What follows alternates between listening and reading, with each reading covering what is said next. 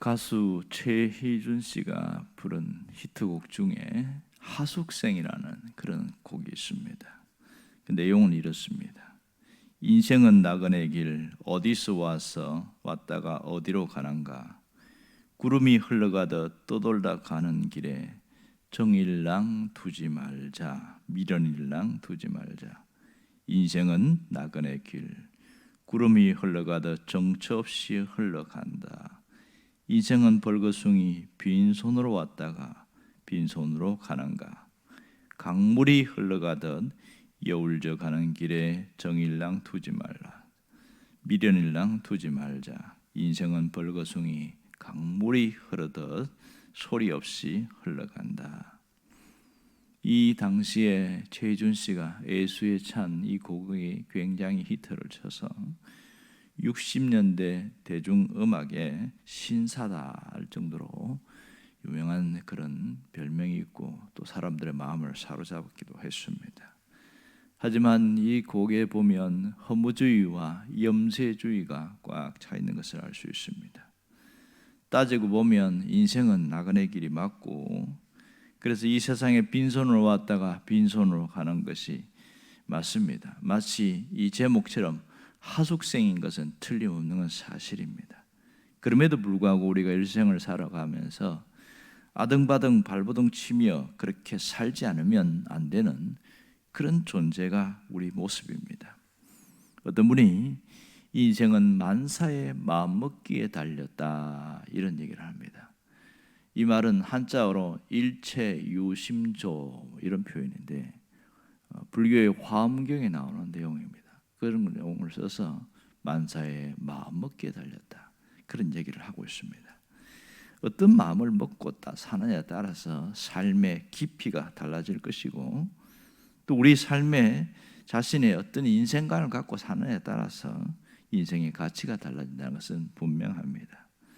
어떤 삶의 태도를 갖고 살 것인가는 순전히 나의 몫입니다. 그 결과도 확연히 달라지겠지요. 오늘 본문은 이렇게 시작합니다. 예수께서 여리고로 들어가 지나가시더라. 그냥 읽으면 아무렇지도 않은데 자세히 보면 의문점이 생깁니다. 일반적으로 보면 예수께서 여리고로 들어가시더라 이렇게 해야 맞거든요. 그런데 누가는 특이한 표현을 쓰고 있죠. 지나가시더라. 왜 지나간다는 표현을 썼을까? 이것이 의문점이 되었습니다. 지나가셨다는 말인가, 지나가시려고 하는 말인가, 아니면 지나가고 있는 중인가, 도대체 무엇이 맞을까요? 왜 누가는 의도적으로 지나가신다는 표현을 썼을까 하는 거예요. 그것은 이 여리고가 종착지가 아니고 경유지이기 때문에 그렇습니다. 이것을 더 자세히 알려주는 것은 누가복음 9장 51절에 보면 이렇게 나옵니다. 예수께서 승천하실 기약이 차감해 예루살렘을 향하여 올라가기로 굳게 결심하시고 이렇게 표현합니다. 승천하실 기약이 차감해, 이 말은 직역을 하면 떠나실 기약이 차감해 이런 뜻입니다. 그러니까 예수님은 이미 예루살렘을 향하여 가고 있다는 것을 미리 보여주고 있습니다. 오늘 그 가운데 여리고로 지나서 예루살렘을 향하여 가고 있는 겁니다. 예루살렘에 가는 목적지가 어디인지 무엇을 할 것인지는 더 자세히 나와 있겠죠.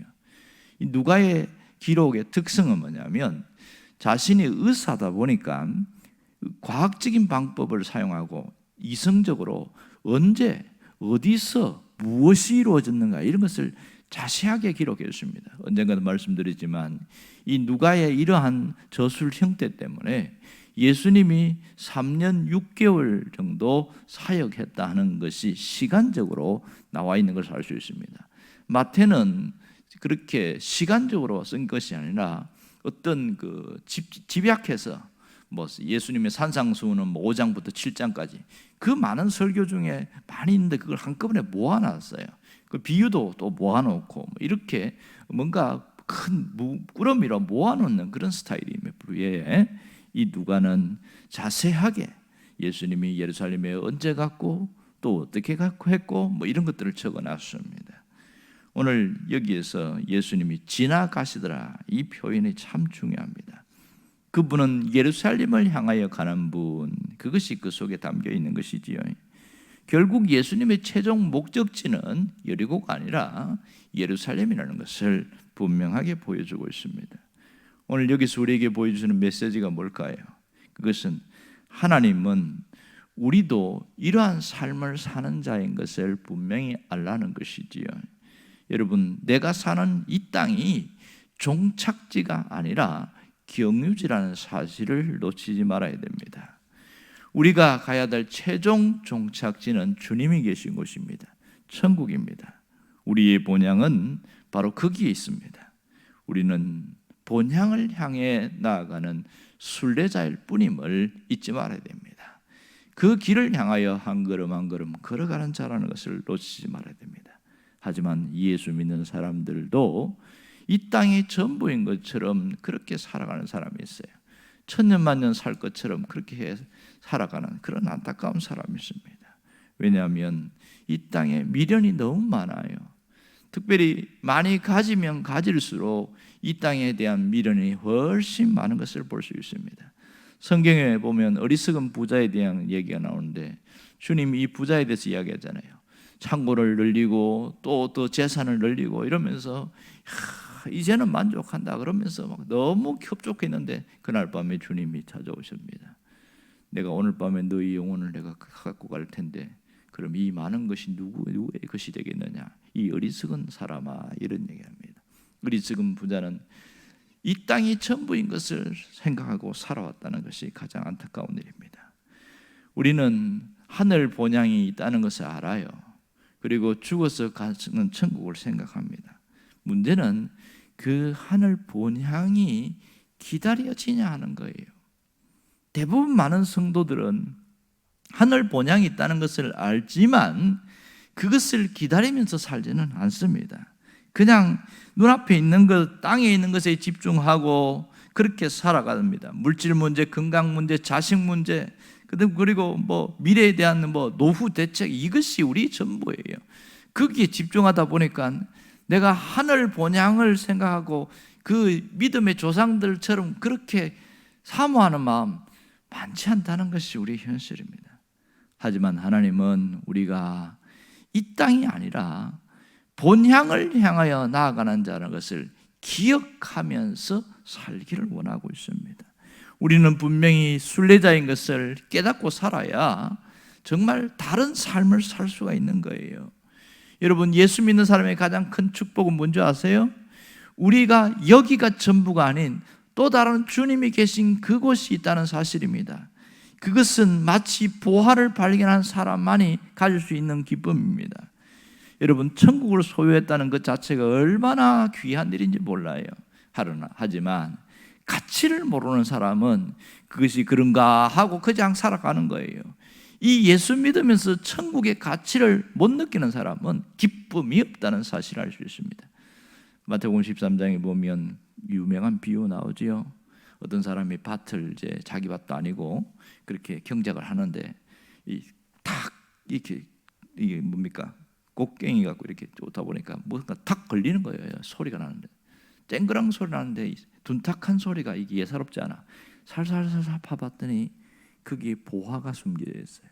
당시에 사람들은 집에다가 보화를 두지 않고 이 전쟁이 하도 많으니까 그것을 밭에다가 감추는 일들이 상당히 많습니다. 그러다가 죽어버렸어요. 주인이 죽으니까 어디에 누가 감춰놨는지 몰라요. 근데 이 소작을 하는 분이 그걸 알고 자기 집에 있는 모든 재산을 다 팔아가지고 그 집주인에게 이 땅을 좀 팔라고. 왜 살려고 하냐고. 내가 이걸라도 먹고 살아야 되겠다고. 그렇게 해서 자기가 재산 등기 다 한 다음에 그 다음에 몰래 보화를 캐내는 거예요. 그렇게 가지고 이걸 가지고 새로운 삶을 살아갑니다. 그래서 주님이 강조한 게 뭐냐면 천국은 마치 이와 같다. 보화를 소유한 것 같다. 그런 얘기를 합니다. 이 보화를 소유한 사람은 기쁨이 있어요. 그렇다면 과연 나는 천국을 소유했다고 하면서 내게 그런 기쁨이 있냐는 거예요. 과연 주님 앞에서 가슴 설레고 뛰는 그런 마음이 있느냐?